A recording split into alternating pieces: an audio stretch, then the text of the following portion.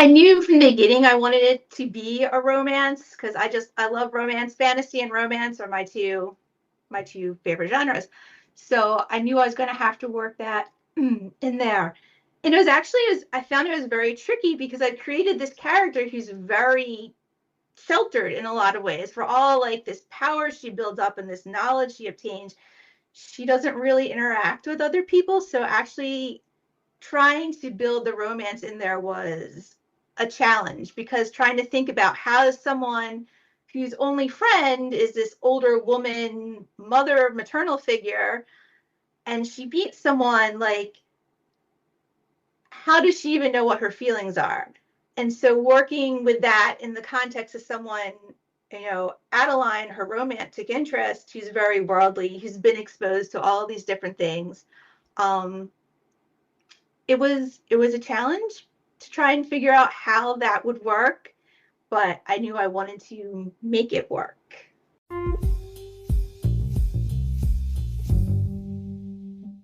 Welcome back to the Ivory Tower Boiler Room. It's Andrew. I am so excited to let you all know that we are now in the top 40 best liberal arts podcasts list that got sent to me, and we're number 3. So thank you all for listening to the podcast. And I just really appreciate that you keep spreading the word.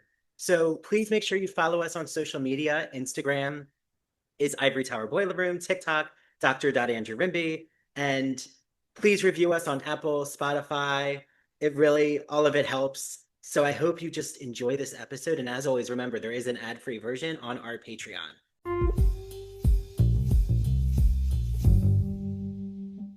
Hi, everyone. Welcome back to the Ivory Tower Boiler Room. This is Dr. Andrew Rimby with a really exciting guest.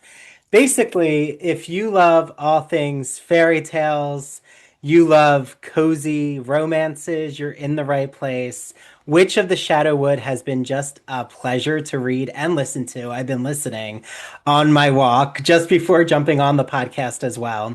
So, Tori Anne Martin is a USA Today best-selling author of witchy romance and fantasy for teens and adults, as well as the author of a book series or two under not so secret identities.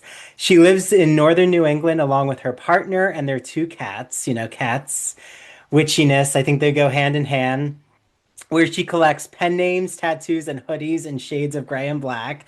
So if you can't find her reading a book, it's because she's lost in the woods. So I can't wait to just dive into this retelling of Hansel and Gretel that I found so interesting. So welcome to the podcast, Tori. Thank you. I am excited to be here. So, what I wanted to ask you first was just, this love of fairy tales. Where did that originate from? Like, what's the origin of how fairy tales found their way into your life? Yeah, so I mean, I think like a lot of children, most children, I was sort of raised on reading a lot of fairy tales, growing up with a lot of fairy tales. I was probably for a while really obsessed with Cinderella. That was my favorite fairy tale. I think just the idea that, like, if you're a good person, you're going to get rewarded. And there's a lot of that in fairy tales. If you're a good person, if you're kind, you get a happily ever after. And, who doesn't want to believe that? So, were you drawn to the villains or like who was identified as the villains? I think about Hansel and Gretel, I think about Snow White and Sleeping Beauty. And as a child, I was always drawn more to those who were considered evil or the villain in the story. Like, were you also kind of drawn to the counterculture or um, subversive characters? I think so, to a degree. They're the characters who seem like they're having the most fun. They're the ones who sort of are living how they want to live. They're, in a lot of ways, they're a lot more interesting than the heroes in general. Villains frequently are, casting off your expectations and doing what you want. So, what is it about specifically the story of Hansel and Gretel? Like when you first read it, or, it's been following you even before you wrote Witch of the Shadow Wood. Like, what about the fairy tale? I mean, it's a very dark adult themed fairy tale as all the Brothers Grimm ones are, but like poverty, the stepmother ousting, throwing the children out, into the woods. They find the cannibalistic witch who wants to eat them, throw her in the oven, so that they don't become gingerbread children that she's gonna eat. Like, it's so adult themed, but like, do you remember the different ways that the story you've interpreted over the years? Yeah, so that's a interesting question because I'll have to say it wasn't specifically anything about Hansel and Gretel that originally drew me in. Like it wasn't like a favorite fairy tale. What really was the impetus for the book was I don't know if you ever listened to Dar Williams, but she's a sort of a folk pop singer, and she has a song called, I think it's called Go to the Woods. It's a song I quoted at the beginning of Witch of the Shadowwood. And it's really about, that's about a lot of things. But one of the things it's about is that when you go into the woods in this sort of fairy tale setting, what you bring in with you impacts what you see, what you experience, how you interpret everything that you find. Like, is the old woman a witch? She's going to eat you? Is the lumberjack the good guy? He's going to save you? Or is he the guy cutting down all the trees? So I was stuck on that song for some reason, and there's a lot kind of going through my head about thinking about how we see fairy tales. And when I was thinking about putting together a book, Hansel and Gretel just worked really well because it's literally the story of kids going into the woods. And if I was thinking about sort of flipping the script on who's good, who's bad, what does it mean to be a witch, it just worked really well for telling that story. So that's actually why I went with it. I loved the opening. Like, oh, thank you for explaining who Dar Williams is. I need to listen to the song, but like, I love that you quote the line about to the woods witches, the bog witches, the witches by the moors, the witches at the seaside, the urban and suburban witches. But like, even the ending of this quote, that like, considering even the witches who want a more equitable future, I think is really interesting because witches in literature, I think of Gregory Maguire's Wicked. I think of Circe by Madeline Miller.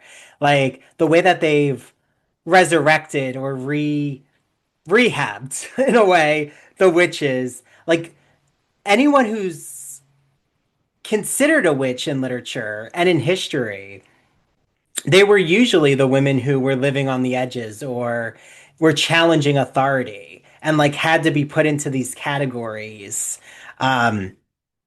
Just to be made an example of, like that they weren't following traditional models. Like, was any of that kind of ideology something that you were thinking about as you were figuring out how you were going to create the witch character, especially at the beginning of your novel?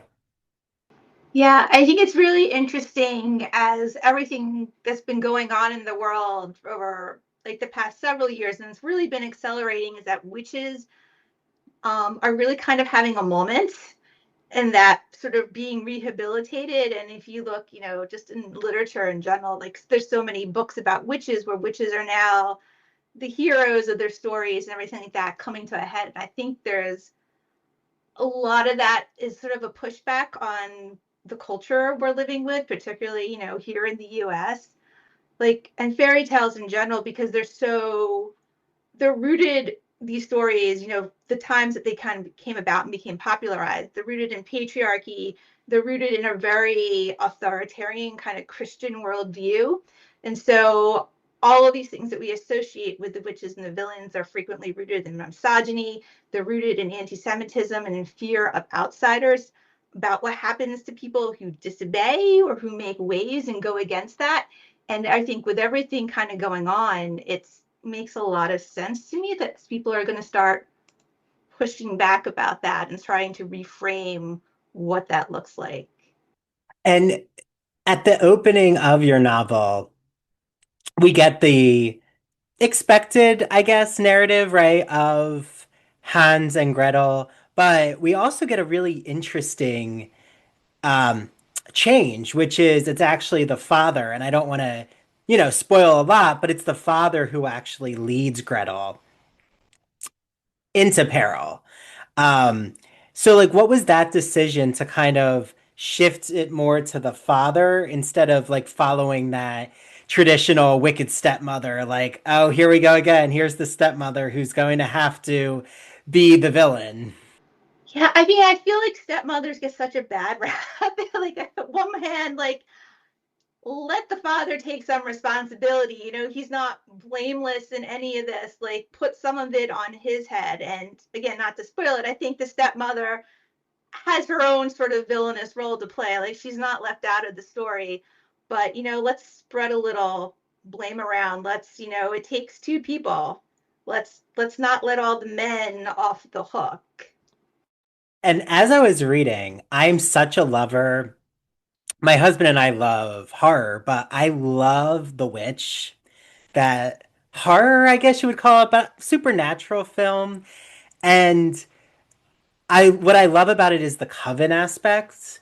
And I really love what you do with that idea of the coven, like with the witch in the cottage, but specifically Gretel, who you can explain to everyone, starts to adopt a different name, identity, like kind of forms her own persona outside of her family once she's, tossed to the curb.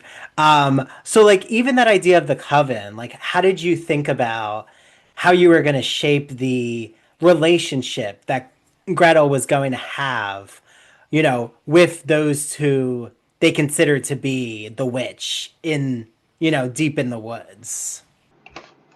So I think it was really a process of transformation. So I was trying to draw from some, like, real life witchcrafty ideas in there. And also, because one of the things, aside from sort of the misogyny that I was trying to flip around, I was trying to play around with the anti-Semitic stereotypes that are also really involved. My background is I'm Jewish. So the idea of initiation, and when you're older, you're taking a new identity, you're being accepted as part of a larger sort of cultural tradition.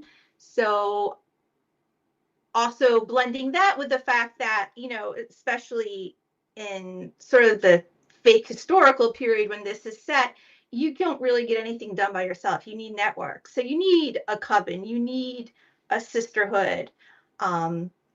And so just kind of bringing all of that in together and creating this sort of bonds between people. I'm also a sucker for found family tropes. So, working that in definitely was part of it. Mm. And what I also love too is I re-listened to the Hansel and Gretel Grimm fairy tale in preparation of our conversation. And the way that Gretel is even expected to be the mother to Hansel, like in this diabolical, cannibalistic plot, like she has to do the cleaning, she's like getting him fattened up. Like it's just, you're right. The authoritarianism that even Gretel is subjected to by the witch herself is disturbing. um, and like what I love is when you add in the element of the sapphic romance. So like I was curious, how for you did that idea come that you were going to add in, Gretel also exploring her sexuality? Because I find that adds even more of an element of not just found family, but like her finding her own sexual liberation. I knew from the beginning I wanted it to be a romance because I love romance. Fantasy and romance are my two favorite genres. So I knew I was going to have to work that in there. And I found it was very tricky because I created this character who's very sheltered in a lot of ways. For all like this power she builds up and this knowledge she obtains, she doesn't really interact with other people. So actually trying to build the romance in there was a challenge, because trying to think about how does someone whose only friend is this older woman, mother, maternal figure, and she beats someone, like, how does she even know what her feelings are? And so working with that in the context of someone, Adeline, her romantic interest, who's very worldly, who's been exposed to all these different things. Um, it was a challenge to try and figure out how that would work, but I knew I wanted to make it work. And then she goes on, uh, Gretel, who, becomes Miria, uh, is her, uh, identity, new identity. Um, I guess we could call it like a blossoming butterfly kind of identity. Uh, that she goes on almost a revenge campaign too.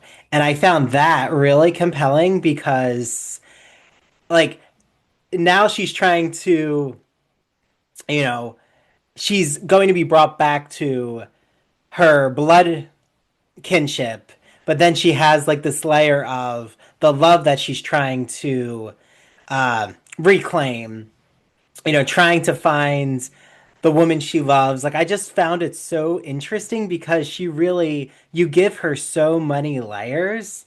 And I'm thinking, like, in contemporary time, do you think that we're in a place where, um, you've already brought up like how witchcraft narratives are so popular now because of political and social issues. Do you think that like you've seen there is more of a reader and cultural appetite for like these mythic characters have to also, have a type of adventurous spirit. I think there was a film called was it called Heroin? I know I'll have to look it up. But there's like a few even like recent Disney films, like even Moana, I'm thinking Tangled, like where they have more agency with having the adventure and not relying on a man for the adventure. So like, how do you think current narratives are, doing with that idea of like giving women more uh, agency to like get to go out and, you know, take charge of their narrative. I mean, I think it's definitely a lot more of that now than there has been historically. I mean, I think it's always been there. I mean, you can go back and like characters like Tamora Pierce and people have been writing stories about girls and women taking charge of their destiny for, a very long time. But I think it's definitely become more popular. And I think especially now I'm thinking about like the explosion in the sort of romance fantasy crossover space where they have like a whole genre, romantasy, that's taking over everything, which is this kind of mishmash. No one knows really exactly what it is, but it's women taking control of their destiny, usually with magic and quests and things like that, and also finding these romantic partnerships along the way. And I love the idea that we're sort of normalizing that you can go off and have these adventures and take charge, but our personal lives are just as important.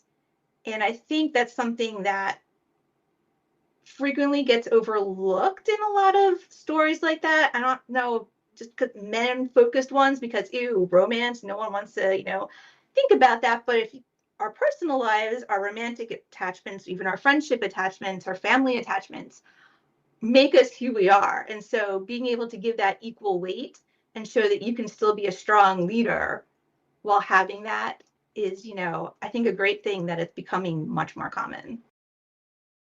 So I don't know if that actually answered your question. No, no, it did. And yeah, I was thinking about even a film that I loved. Um, I'm a millennial, so I wasn't around when it came out, but The Princess Bride, even, I think is a really interesting, um, you know, I don't think it was the first to really, shape that heroine taking charge of her destiny, but that brave, um, the Princess Diaries, even in a way, what Anne Hathaway's doing in that. I think there's always just something so fascinating, Maleficent, um, and like, are you someone who like I love that your book you like call it cozy, like a cozy romantasy. So, like, in your opinion, does it fit in the line of Disney, or is it doing something where it's asking different questions? Because, like, even though I do love what Disney's live action films have done to retell these narratives, I still feel like when it comes to the idea of desire and sexuality, Disney definitely um, is not going to go there. Like, it rarely goes into especially the queer realm explicitly. And I think maybe that's because of a nervousness with the audience. Like, which we could debate because I think there's an issue there because I think you could have a queer heroine and obviously children watch it and it's, you know, really empowering. But yeah, like, do you think that your work, it definitely seems like it's doing something different than just like what Disney does to turn the fairy tales on their head?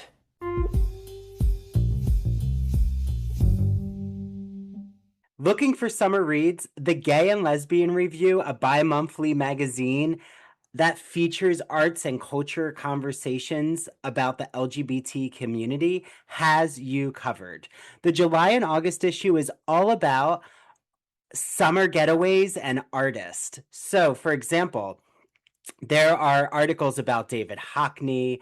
There's an article about the sculpture in Central Park that some of you, if you've seen Angels in America, definitely recognize, by Emma Stebbins. So I can't wait for you all to get your hands on this issue. As always, there are TV reviews, film reviews, book reviews, theater reviews. So if you just don't know where to begin with LGBTQ literature, this is a great magazine to inspire you to add more books to your to be read pile. I love the Gay and Lesbian Review, and I'm so happy because I have a promo code for you. Go to glreview.org and get the print subscription or the digital subscription and put in ITBR choice for a free issue of the magazine.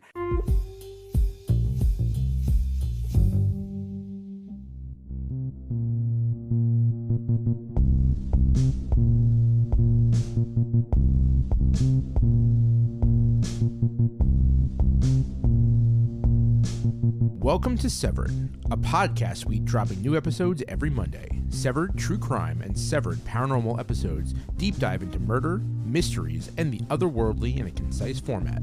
A 7-minute story to frame the case with thoughtful analysis and our usual banter. We sometimes find the lighter side of darker cases. We offer 3 spin-off shows, Severed Strange Stories, Severed Haunted You, and Severed Serial Killers that highlight the unusual to lighthearted topics from the digital dumpsters of true crime, haunted universities, and the minds of madness like Ted Bundy and Jeffrey Dahmer.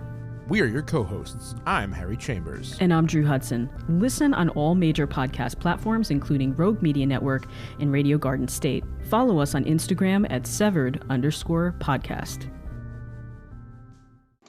Yeah, I think a lot of people make cases about, some Disney heroines, like, oh, they're actually probably queer. Disney just couldn't put it in there, but they definitely give off that vibe, but, they're not going to touch it.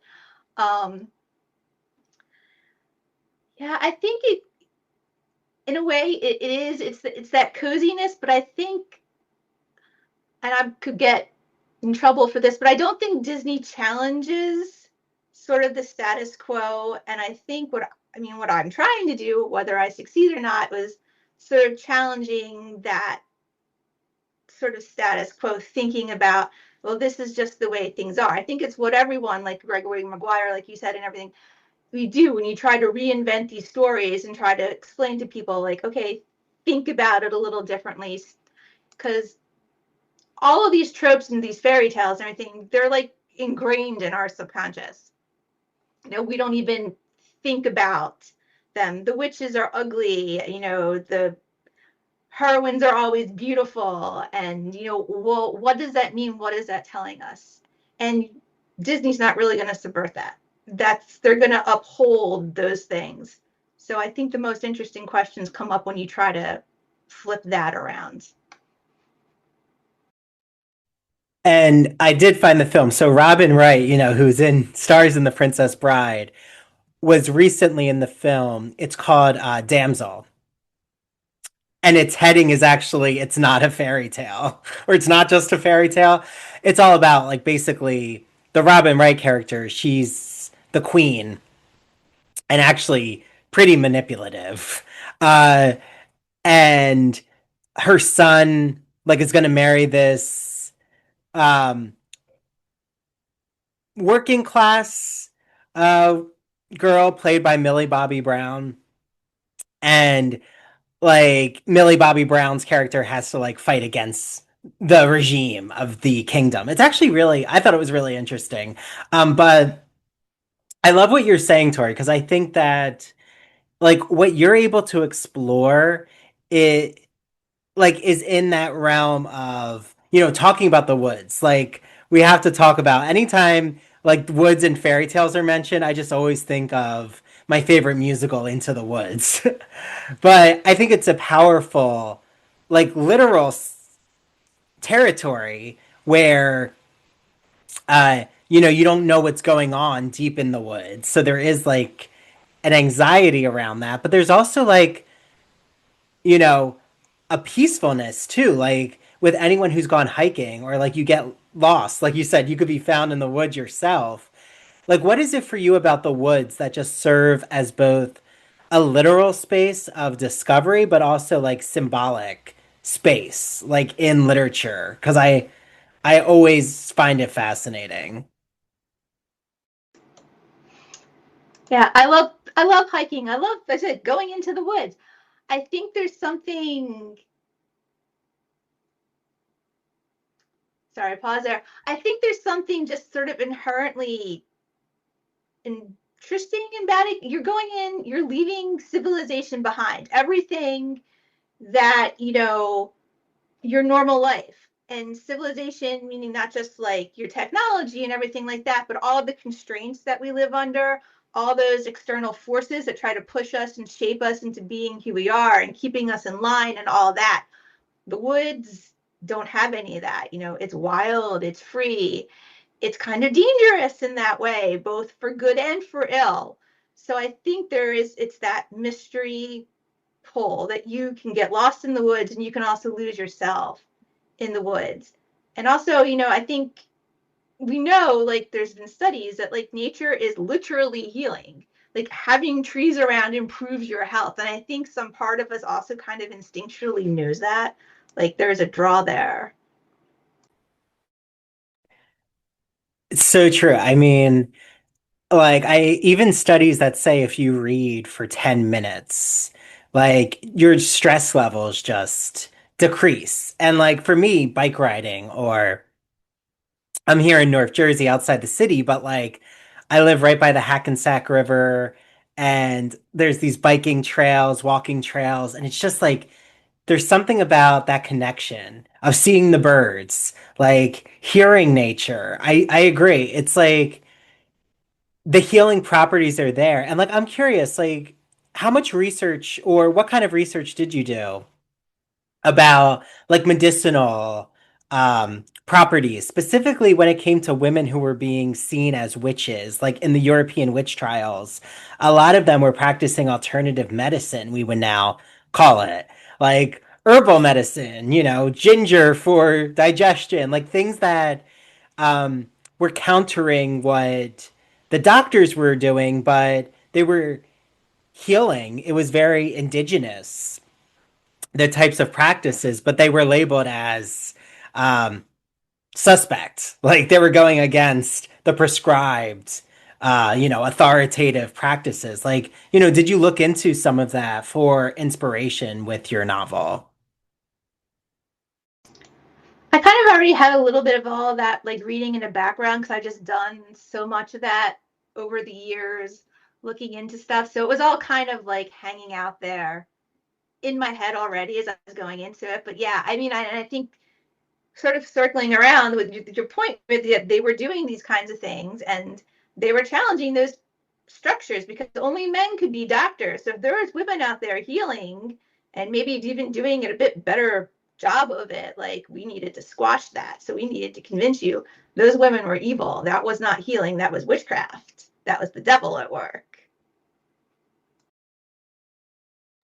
Well, and you living in New England, I find, right, New England is such a foundational American place to understand paranoia and actual, persecution of supposed witches, which, we found out is all uh, a hoax, that they were actually witches. And, well, a hoax, I should say, in the sense of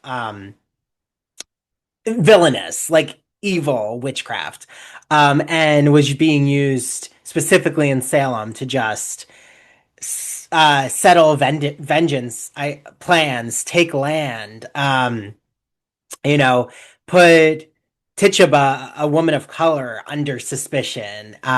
Very white nationalist project, like you mentioned, the anti-Semitic tropes, like have these real bases in history. So, like, even with the indigenous community, like the Native American community, I mean, being in New England, like, how do you think about or reflect on that actual real history of what happened in New England and like the very real people who a lot of women who lost their lives because they dared to challenge authority? Yeah, I mean, it's interesting to think about New England and the Pilgrims and all that, and we think about them as coming over here for religious freedom, but what they really came over here was because they wanted to persecute people back home, and England kind of kicked them out. Like, they weren't the victims in a sense, and they came over here with that really strict ideology.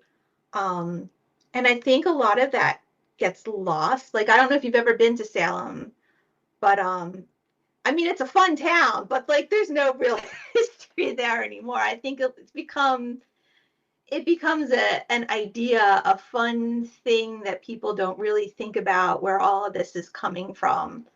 And it's not to say they don't have certain things there with actual historical stuff where they do try to educate, but it's uh,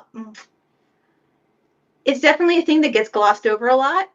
I think, and you mentioned like the indigenous people, people of color, and like again, all of that stuff just is just sort of buried in our subconscious about how these things are passed down to us that we don't necessarily think about them. We don't think about the ways the stories were told about either fictional stories or historical stories sort of shape our worldview. And being able to step back and try to think about that is a good thing. And I don't think it happens enough in general. Yeah, it's um like that the way that the fairy tale speaks to, like you said, our subconscious, just it's like the quest narrative, right? Like there's a reason why ancient literature, the Odyssey's coming out soon. Again, I mean, a film hasn't been done in a while, and I'm excited to see what they do with Circe, um, and Calypso. Again, I've always found those figures very appealing, like more interesting than necessarily Odysseus. But it's also like the way that a town like Salem, which I've been to, actually just came back from in March, again for like a second time, is like the tourism industry has really blossomed and it's almost created a Halloween-ish, a mythical uh, consumer society there. Right? It's like the layer of, which I love Hocus Pocus, but it's like everything is now, like Salem is now is a town that you reference to a film or a TV show instead of like actually like trying to understand the history of Salem. There's a great book. Like I've had Stacy Schiff on the podcast. So The Witches is like a great nonfiction book about the trials. But, even Hocus Pocus, the beginning is very disturbing because they are hung. And like that it's a Disney film and that does happen. At the end of the day, though, it's like all in the campiness. So it's like humor of the persecution of the witches, even though, they are sucking the lives of children. So it still follows that Wicked Witch of the West trope. Um, But what I find so interesting, Tori, is, to bring up this idea of the quest. Like, was Witch of the Shadow Wood, was like this the first time you were really dealing with the layers of like your character really going on a quest, like going to right wrongs? Or had you kind of been in that mythical world for a while before Witch of the Shadow Wood?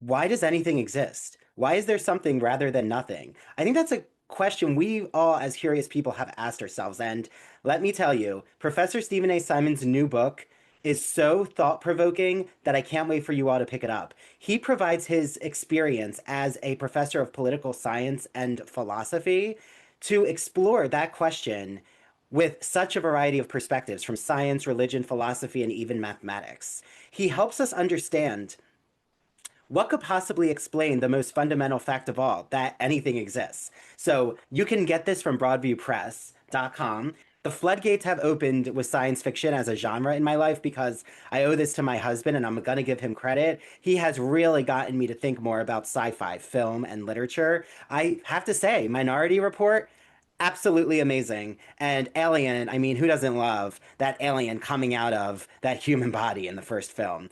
So, Professor Jason Haslam's new anthology provides a lot of exploration with all different short fiction, so many sci-fi authors, over 200 years, including sci-fi that explores indigenous futurism, feminist science fiction, Afrofuturism. Again, you can get this on broadviewpress.com. And last but not least, my upcoming episode with Professor Matthew James Wachinsky explores his book, which is Original Inquiry, a guide to research for undergraduates, a great toolkit for all faculty out there who are just trying to find a book that helps their students understand how to collect research sources and then, right, the hardest part, build and organize their essay with all of these sources and to make a cohesive argument. I can't recommend Original Inquiry highly enough. So again, all three books can be found on broadviewpress.com. Use the promo code Ivory Tower for 20% off.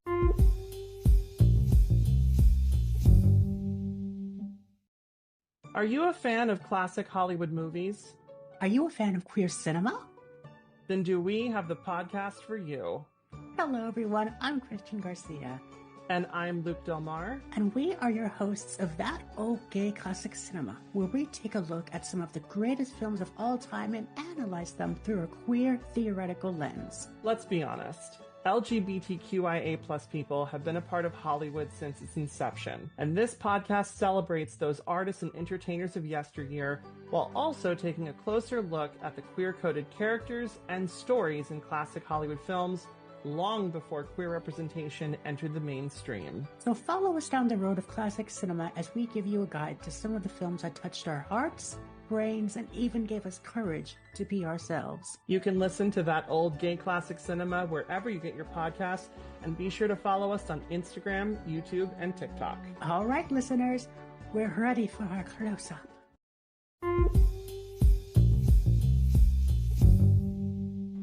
So it was not the first fantasy book I've written, so I feel like I've been kind of immersed in that world, but it was definitely the first of its type that I'd written.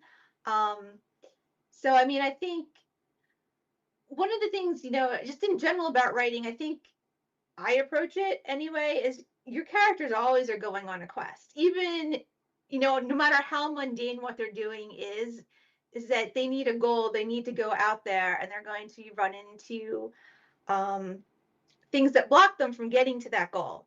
And so in a way, it's all really about a quest. Mostly I've written things that are more traditionally romance. This is much more fantasy focused.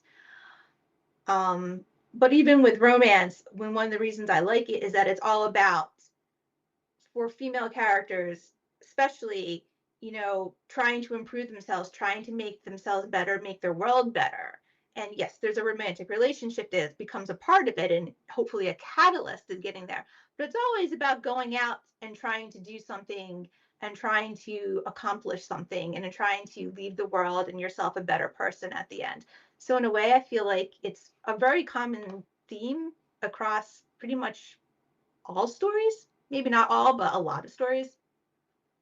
Do you feel like right now, I always bring up heated rivalry because it's like, such a pop culture phenomenon. But what's interesting is heated rivalry, in my opinion, like focuses still on pretty privileged, um, athletic men. And I'm always curious, like, is there going to be the same kind of phenomenon of a female love narrative? Like, if there were two female soccer players who go through that journey, would that have hit the same, or will it hit the same stride? So, like, my question is, do you think that sapphic romance is making strides at um, becoming more of a mainstream narrative, or do you think there's still like a way to go for it to be, you know, understood by the general public? I think it's made a lot of strides, like in the past 10 or so years. I mean, when I first started writing books, it was sort of like the kiss of death. Like, you want to write stories about queer characters, don't write sapphic romance because there's no market for it. No one buys it. No one's, a publisher's not going to pick it up. So, like, just avoid it. And definitely over the last 5 years, especially, I would say there's been a boom in what's published. And it definitely has a lot more popularity. I think it suffers from, just my opinion here, but I think there suffers from a lot of internalized misogyny on the parts of women because, women are the predominant readers of romance. Women were the predominant, I think, number of people who watched Heated Rivalry, who've read the books, and women will happily engage with male romance. But you bring two women in and it's suddenly, oh, I can't relate to that. And I think we've seen that a little bit with just like the upcoming season of Bridgerton, which has a sapphic romance in it. And a lot of the people who are cheering on Heated Rivalry and like, yes, give us more of that, are like, oh, well, I don't want to watch this. So, I think it's made great strides, but I think we still have a long way to go. Yeah, I mean, I'm definitely curious about the new season then of Bridgerton because it kind of lost me. Because the last season is the one where I thought, like, the artist brother, there was a lot of like teasing that he, like, in that artist's uh salon was like maybe demisexual or just kind of queer, and then that kind of like got abandoned. But so I'm happy to hear that there is going to be more of an focus on a sapphic romance. Um, but even I find that the films that have hit that have a female love interest, like I think of Carol, for example, like they tend to fall back on the whether it's like an age discrepancy or even just a very predatory Notes on a Scandal, right? I think did that too. So it's like why are the films that people the ones they can name that have a sapphic romance also include a type of predatory nature? Like, in a way, that's kind of like casting um the older woman as a witch in a way. Like how we really moved that far away from that narrative. So like um what was it like just even hearing from your readers or, the ages of your readers to like actually see a very nuanced and a really honest and authentic exploration of like a queer female desire that's taken seriously in your hands and not like trying to do a type of Patricia Highsmith, like psychopathic type of relationship. Yeah, I would think a lot of that sort of unhealthy sapphic relationship representation has to do with misogyny again. Like, that, it's not normal for a woman to want another woman, because women, ew, like there's a problem with women. But I mean, I think like this is my third book with a sapphic couple in it. So I've kind of, have built, a readership that I know likes that kind of thing. So, and being part of the queer book community, you can kind of cultivate the community around you. So, mostly, my interactions with it are good. I do think it's one of those things where, like, every time I'm writing a book with this kind of relationship in it, I realize I am sacrificing potential readers, because I know there are going to be people who would have picked it up if this was like a male-female romance, who will not pick it up because it's two women. But the people who do want it, who do appreciate it, like, it's so great to see that, because they get so excited, like, oh, it's a sapphic romance? Oh, yes, I definitely want one of those. So, you gotta pick who you want to write for. And I mean, I want to write for the people who don't see enough representation of themselves in other places, or enough positive representation.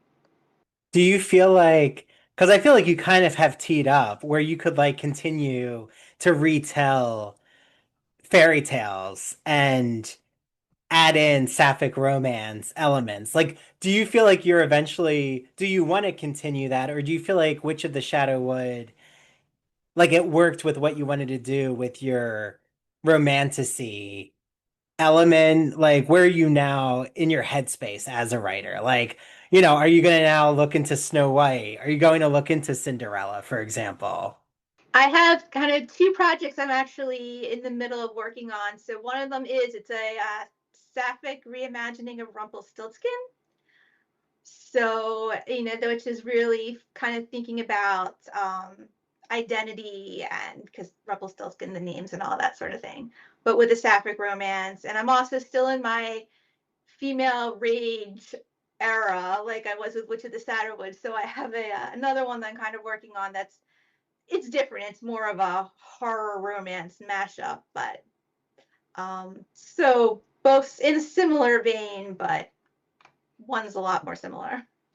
Yeah, well, I'm all for, more feminist rage kind of. I mean, I think like a film that definitely got buried during the pandemic is Promising Young Woman, which I think is just like a guttural scream about consent. And yeah, I think that there's such when we look back at this show, messy, crazy, chaotic, uh fragile patriarchal ego time, there's a lot of feminist texts, or just texts that really question like why um like patriarchy continues to try to exert itself and not listen to female voices. So like I'm really glad, Tori, that like your book exists, but also